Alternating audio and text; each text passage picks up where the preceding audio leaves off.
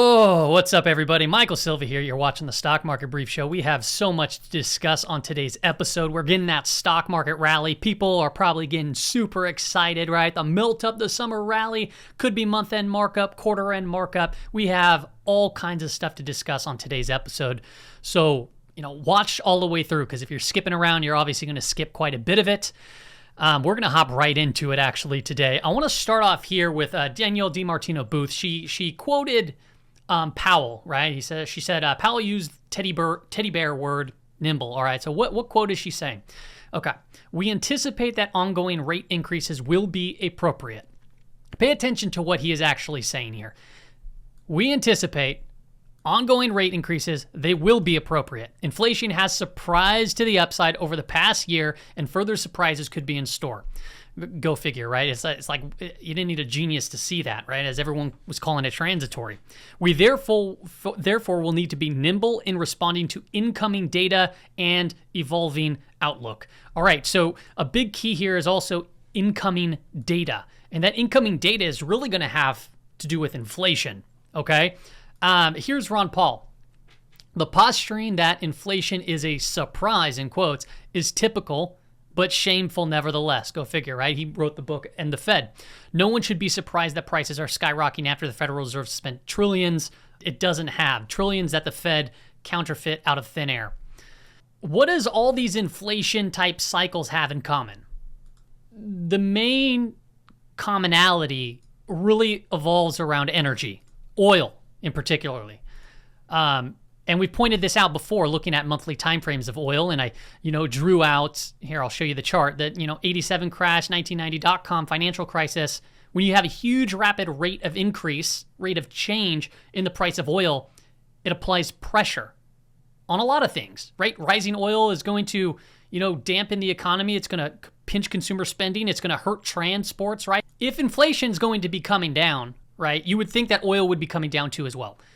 But here's the reality. We had a pullback within an overall uptrend. And this last day, which we talked about, right, coming into that 100-day moving average, potential setup for a bounce, right? Doesn't mean that's going to go to all-time highs, maybe at some point, but who knows at this point. But that was a big up day in the price of oil, up 3.21%. If we start continuing to just chop here sideways in a neutral trend, is inflation really going to come off that much? I mean, in my opinion, no. No, it's going to still remain high up until, we finally start to see the rate of inflation actually come down, and we're not seeing that really at this particular point in time. Okay, so here's another thing. If you're just looking at oil, that's one thing, but also take a look at the energy stocks. These are the energy stocks. They came off hard and fast this last couple of weeks, right? Down, down, down, down, down, down, down, down. All right, and these are 2 billion, 2B market cap or higher. So it's basically mid-tier, I guess, and higher. Why am I pointing this out now? Well, it's hard to see, but you see these big volume bars coming in. Okay, this right here is relative volume of over 5 or greater. The list is bigger if it's R-vol of 3. That's relative volume. Okay, so all of a sudden we're seeing massive amounts of volume coming in just yesterday, which doesn't mean that it's going to have to, bounce, but it is something to obviously pay attention to, because if this is buyers stepping in on this pullback, oil stocks, energy names, they can start to rip again. And especially if oil starts picking back up, because oil and the oil energy stocks, right, they go hand in hand for the most part. So that I found to be very interesting. Now, if we take a look at inflation, right, we had 8.6 was our last report. We'll see what next month brings. But you really think it's going to go down significantly?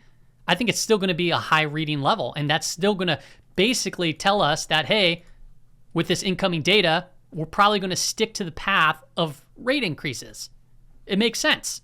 And if you take a look at the total assets here on the Fred website, you can already tell that it's been going sideways. So the trajectory of straight up, is not taking place anymore. And the markets are already feeling pressure during this quantitative tightening cycle.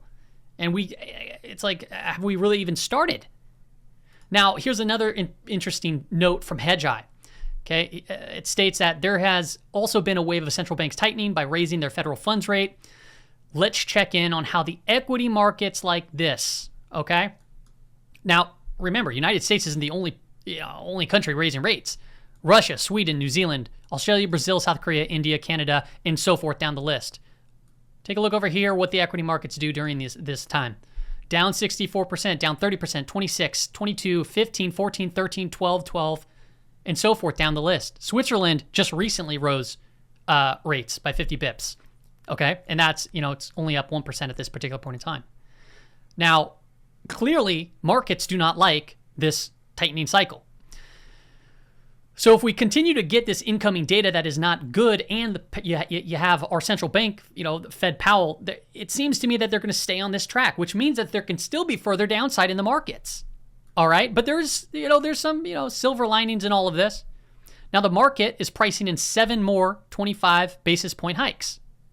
That's going into December 2022. All right, and then you have 5 more hikes for Canada, 15 for the Eurozone, 7 hikes for Great Britain, and so forth. So the futures market's still pricing in continuous rate hikes, and the markets clearly do not like that. I hope I'm getting my point across here that, hey, if you're trying to FOMO into rallies, let's pay attention very tactically in this environment. And to be quite honest, if you just look at yields, they've been backing off a little bit. It almost seems like the bond market's not taking it too seriously. But what you do notice here is that 10 and 3 month, it continues to dive. 10 and 2, it was inverted, and now it's basically at 0.09. It's not too far from inversion. All right, let's continue on. This is something that I posted May 27th. It was a weekly time frame of the Dow Jones Industrial Average, and what I pointed out was, hey, boom, boom, boom. You got 3 huge up weeks where basically it opened at the low and closed at the high. And I pointed out, hey, it was all on decelerating volume. Well, what happened after this week here after I posted it? Well, let's go to the chart. Take a look. This was the last week that I posted. Bam, to the downside on some heavy volume. Now what? We have another week where it basically opened at the low and closed at the high. Are you seeing a pattern here? It is a bear market rally. It is guilty until it is proven innocent. So things got overextended to the downside, and now we're starting to see a little bit of a bounce, a little bit of relief here in the middle of June, which we already talked about based off seasonality, because June typically undercuts the May low, and then you see some rip, and you get some sort of summer rally. And now as we're coming into quarter end, month end, this is all typical behavior, but the trend, it still remains down. Now with a big move like this, I feel like it can carry off into next week. I think that's more than possible. But even if it gets up to 32,500, that's still a lower high. Okay? Now, I've been following and tracking the follow-through days. We finally got a follow-through day. What is a follow-through day? Well, it was up, I was looking for a 2% gain. It was up 3.34% on a lot of volume. So this is a positive thing. Now, what do you do in a follow-through day? Do you just hop right in? Because remember, if you watch my other videos, I also talk about the amount of times that these fail, which is like 20 to 35-ish% around that range. Okay? So you do have a failure rate, but then you look at the flip side of that, 70% success rate, right? Okay, well, let's take a look and consider a few things. We had that MACD crossover. It's, that's positive. We start to see the RS line between comp and SPX start to head up a little bit. The new closing low is holding. We're seeing some strength. This is overall good behavior as it stands. So what do you do now? This is where you can gradually get into either index products or individual stocks. So you have to look for really stocks that are setting up. Strong stocks typically get stronger, especially if this was a stock market bottom. The strong stocks could get a lot stronger, okay? But I want to be clear here, okay? I want to be clear here that these... Actually, no, I'll just go to this tweet, actually. So the S&P 500, so it hit lows. This was posted on June 21st by John, and he tracks these follow-through days too as well. It negated the last follow-through, the 4th follow-through day for the year. Now, that was, June 21st. We just now had another follow-through day, which is the 5th follow-through day of 2022, of this year, okay? The 7 bear markets since 1971 had a median of 6 failed follow-through days. We are on number 5. Take that with whatever you want, but what it could potentially mean is, hey, we're getting another bear market rally. The follow-through may fail, right? Or we get some monster rally and then it fails, okay? And maybe produces another leg lower.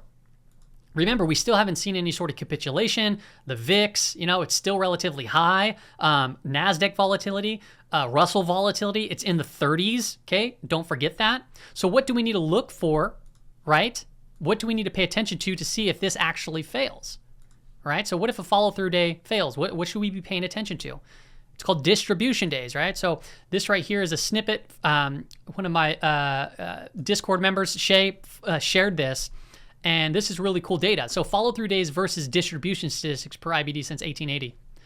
So distribution days that happen, 1 to 2 days after a follow-through day results in a 95% failure. Okay, so if we get a distribution day on the next trading day or the following, you typically will see that follow-through day fail. Distribution days on day 3 after a follow-through day result in a follow-through day failure of 80% of the time. And if we get a distribution day on day 4 or 5 of the follow-through day, after the follow-through day, it results in a 30% failure. So what do we need to pay attention for is a distribution day. What's a distribution day? It's going to be a big down day on big volume. So we'll pay attention to that and see if that's the case. And I'm sorry if this sounds bearish, but be mindful that this, if you were prepared and caught this, because we were talking about the market bottoming, right? And how things were getting overextended and setting up for a rally, just like how we were talking about over here, it was getting overextended and looked like it can sell off too. All right. So we'll continue to just kind of go back and forth. And I know it's hard to keep up with a lot of people because, it's a lot of back and forth and back and forth. And that's just the thing. This is a volatile market. So it is back and forth and back and forth. It's not an easy, simple, buy and hold, because if you buy and hold and you get greedy and you think it's going to go higher, it can very well just reverse on us. Okay, let's look at the S&P 500, SPX, weekly time frame. It closed right there on the weekly 5 EMA. It jammed literally right onto it. Now remember, this is the most frequently tagged EMA here. So when it gets overextended, right, boom, reversion right to that mean. Came right to it. Talk about it just seems just like an algo, just brings it right to that line. It's pretty crazy. And then also, if you map it out, where else did it come up to? It filled the weekly gap right here too. The SPX, the SPY, and so forth. So yeah, typically like this week right here, we had a little bit more movement to the upside. This week we had a nice movement to the upside. Those were all very bullish weeks where basically it opened at the low and then closed right at the high. There is nothing different here. Like, isn't that interesting how these bear market rallies, they're like just closing on the high? And that's the same thing goes with the daily charts too. You can see that these things get jammed into the close, and it's like this FOMO trade that happens. And like I said, not to sound overly bearish, but I mean, we got to be aware of at least what's taking place here in the market. So if you look at this daily time frame, right, we'll talk about a big bullish day. We talked about, the 380 level, and we said that, hey, if it gets above 380, I would imagine that it could pop really quick to fill this gap. Well, guess what? We got it. It basically, if you missed the trade right out of the gate, it came up and then went sideways throughout the remainder of the day and then started pushing more towards the end of the day. The risk range is above 400 on the upper end coming for next week, and then the low end is about 380. All right, so I want to talk about this expected move here. This is important data because the expected move for last week, it was the lower range was right here, or the upper range was right here, and we closed way out here. That now makes 4 out of the 5 last weeks, the S&P 500 is closing outside of its weekly risk range. And you'd be like, well, yeah, about 68% of the time, it typically closes within it. Yeah, well, now 4 to 5 times it's been closing outside of it. All right, and now we're pricing in about a $12 expected move on the SPY, $112 move on the SPX, and so forth. And we're getting almost 2 standard deviations outside of these moves. And now remember this, the options market is efficient. So and this is a lot of money we're talking about here too. And they've been getting it wrong 4 out of the last 5 weeks, which tells me that if we start getting outside of these weekly risk ranges, whether from the upper side or the lower side, we can continue to see massive volatility, and that could be both plus or minus. Okay, so continue to be very careful because we can get surprised to either side, and you can just see that here in this crazy, crazy volatile price action. All right, remember, contraction leads to expansion. All right, but we had a little period of contraction right here, but so far it's just been like this, boom, boom. It's just, it's not slowing down yet. So, if you're trying to trade this, you need to be very tactical, or you're just walking into really a wildfire of a market. If you look at the 15-minute time frame, we popped through that inverse head and shoulders, and we started moving up higher. We're above the 5-day moving average, so it's bullish at least for right now. If we start moving up higher, this is where a couple good trade ideas are going to come from, okay? If we start hitting the upper risk range, that's not too far off this previous area of support and or resistance. So actually, in my opinion, that would make for a potential good short opportunity up in this area because there is trapped supply. But honestly, you'd have to wait for 390 to get all the way up to 400 just to potentially position yourself into a trade like that because it gives a better risk to reward. All right, and then the RSI is already getting burnt to a crisp here on the 15-minute time frame. Doesn't mean that we can't pop up higher.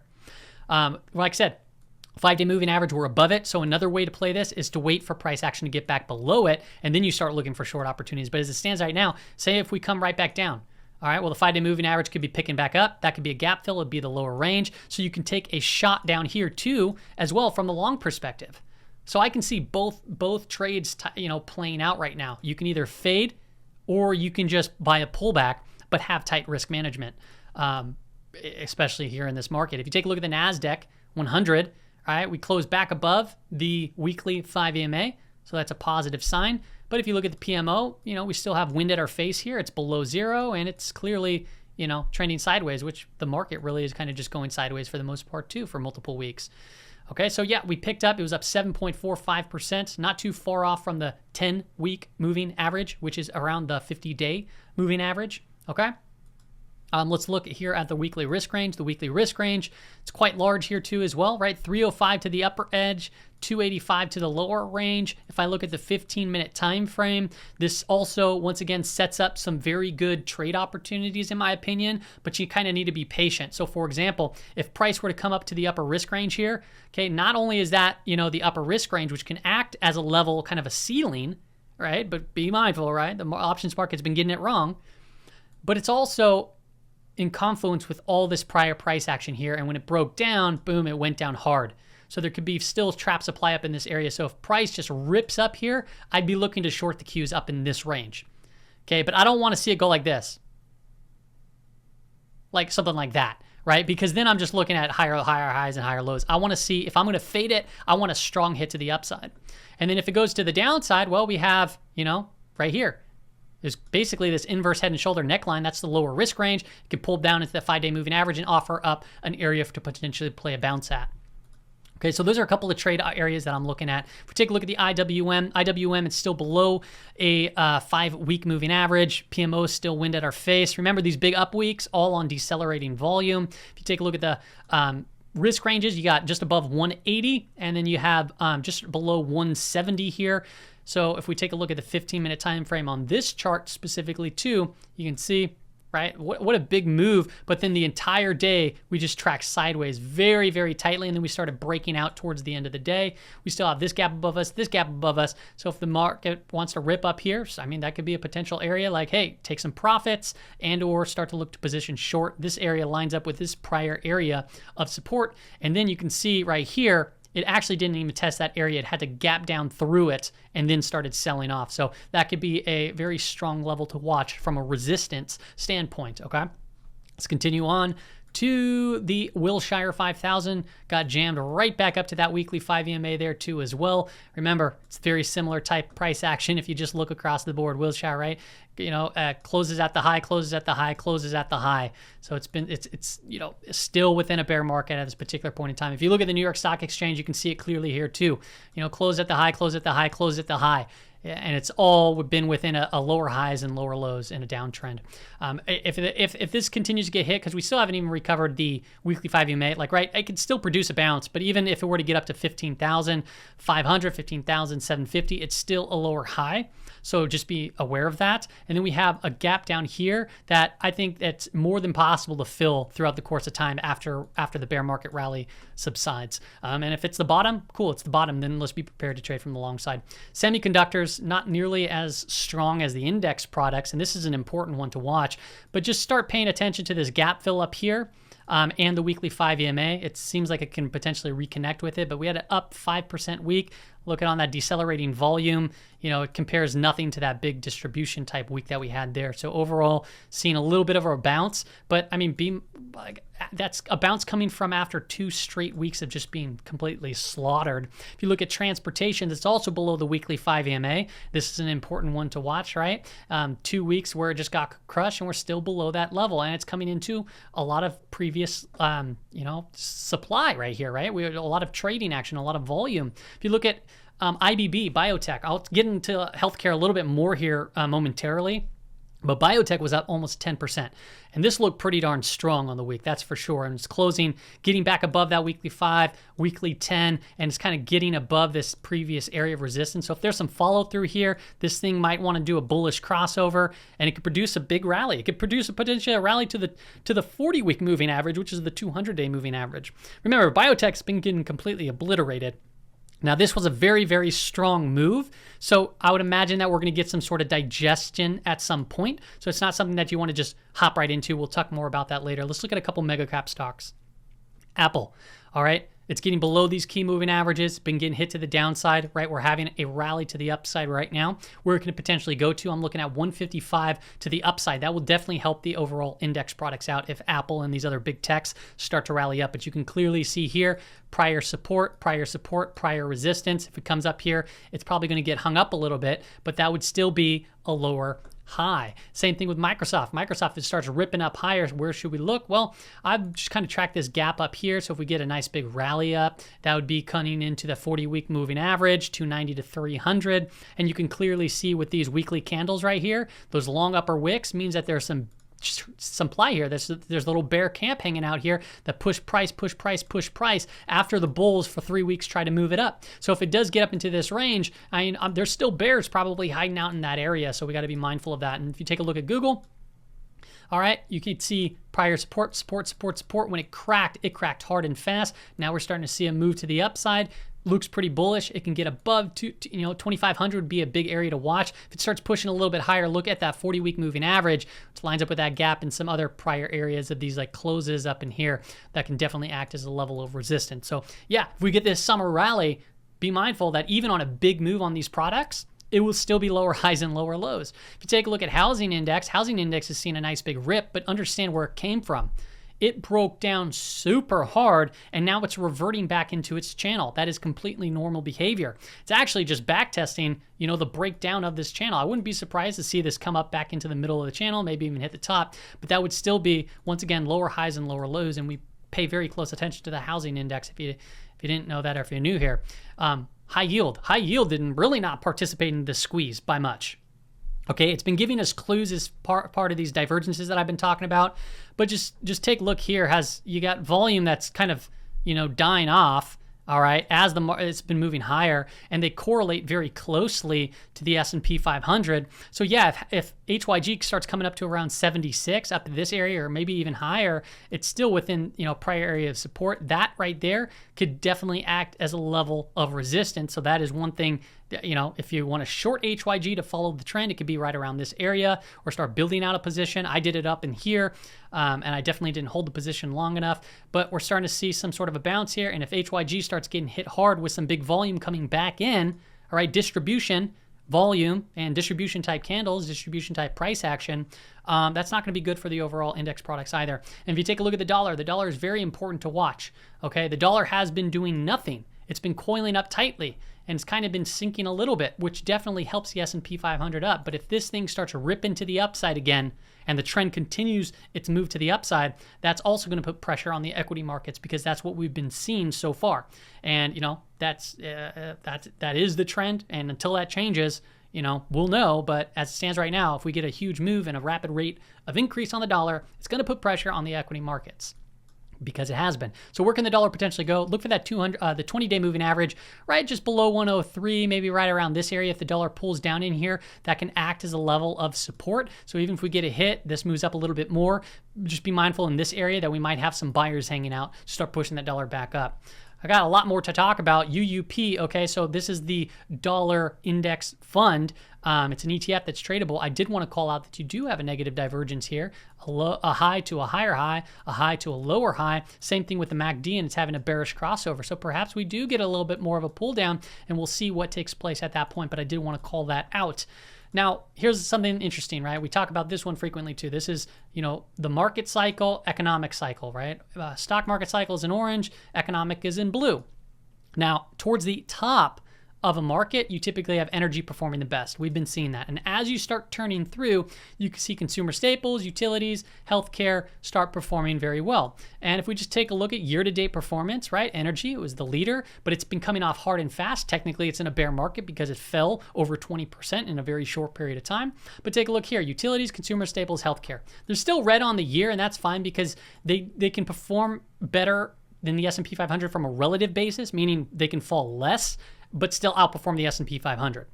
Okay, so I want to just kind of call out healthcare right here, because I found it very interesting. I'm running my scans for the week, and look at what happens. I'm looking at percent off highs, and I'm just looking at where the strength is, and just look at the medical. Look at medical healthcare. This is from the top of my watch list down to the bottom, and this is the sectors, right? Medical. All, like, a lot of healthcare names are starting to pop up. So I pull up XLV, the sector, and I'm starting to look at it. I'm like, okay, it looks like it's in a period potentially of distribution. What makes me say that? Well, these wild swings back and forth. Okay. Overall, it's in a neutral trend. All right. And it's now getting below all these key moving averages. All right. So up here is resistance. Up here has been acting as support. It got outside of it, reverted to the mean. Got outside of it, reverted to the mean. So look at where it's come from. 118 to right now just below 130. That is a very strong move after a very strong decline. So that's not necessarily bearish and or bullish, because we're seeing that price action already happen. But I'm trying to map out, okay, so if this is just a bear market rally, where can we potentially see resistance? Well, it'll be in the middle of the channel, right? 130 to 134. So when I'm looking at this, I'm like, okay, so if healthcare is going to continue or potentially start to get hit and fall further, I would start to look to build a short position there. And then if it gets above 134, I just stop myself out and see if it can come back up to 140. And if it doesn't get back up there and start turning back around, you can start fading it once again to the downside. So that's kind of my thought process here looking at healthcare. Now, if I look at the weekly time frame, look at the expected move. It's right there at 132 at the upper end. Okay, so if we do get a further move to the upside, a very strong move, right? Boom, it moves straight up. These type of moves, they eventually get digested. So that to me would make sense from a short opportunity, at least in the short term as far as a fade goes. And then you add on one other element. You put a year-to-date anchored VWAP. Okay, so I'm looking at the price action here, year-to-date anchored VWAP.